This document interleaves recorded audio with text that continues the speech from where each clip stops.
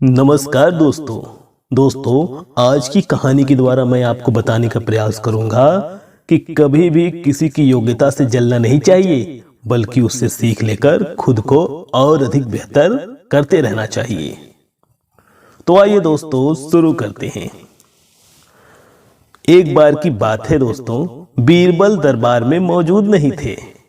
इसी बात का फायदा उठाकर कुछ मंत्रीगण बीरबल के खिलाफ महाराज अकबर के कान भरने लगे। उनमें से एक ने कहा, महाराज, आप केवल बीरबल को ही सारी जिम्मेदारी देते हैं, हर काम में उन्हीं का सलाह लेते हैं। इसका मतलब यह है कि आप हमें अयोग्य समझते हैं। मगर ऐसा नहीं है साहब, हम भी बीरबल जितने योग्य हैं। महाराज को बीरबल बहुत प्रिय थे।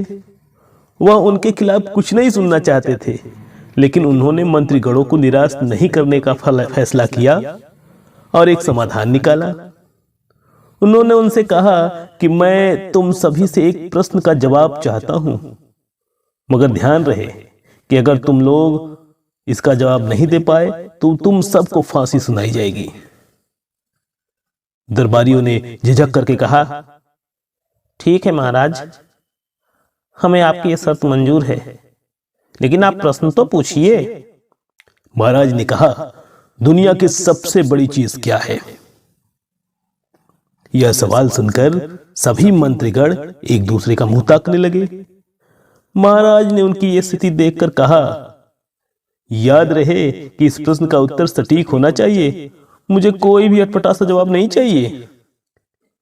इस पर मंत्रीगणों ने राजा के इस प्रश्न का उत्तर देने के लिए कुछ दिन का समय मांगा। राजा भी इस बात के लिए तैयार हो गए। महल से बाहर निकलकर सभी मंत्रीगण इस प्रश्न का उत्तर ढूंढने लगे। पहले ने कहा, दुनिया की सबसे बड़ी चीज भगवान है। दूसरे ने कहा, दुनिया की सबसे बड़ी चीज भूख है।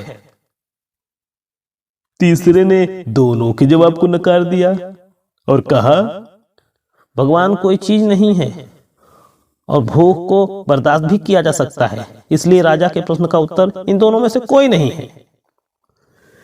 धीरे धीरे समय बीतता गया। मोहलत लिए भी कई दिन गुजर गए, फिर भी राजा द्वारा पूछे गए प्रश्न का जवाब मंत्रीगणों को नहीं मिला। अब उन्हें अपने जान की फिक्र सताने लगी। कोई अन्य उपाय न मिलने से वे सभी बीरबल के पास पहुंचे, उन्हें अपनी पूरी कहानी सुनाई। बीरबल पहले से इस बात से परिचित थे। उन्होंने उनसे कहा, मैं तुम्हारी जान बचा सकता हूं, लेकिन तुम्हें वही करना होगा जैसा मैं कहूं। सभी बीरबल की बात पर राजी हो गए। अगले ही दिन बीरबल ने एक पालकी का इंतजाम किया।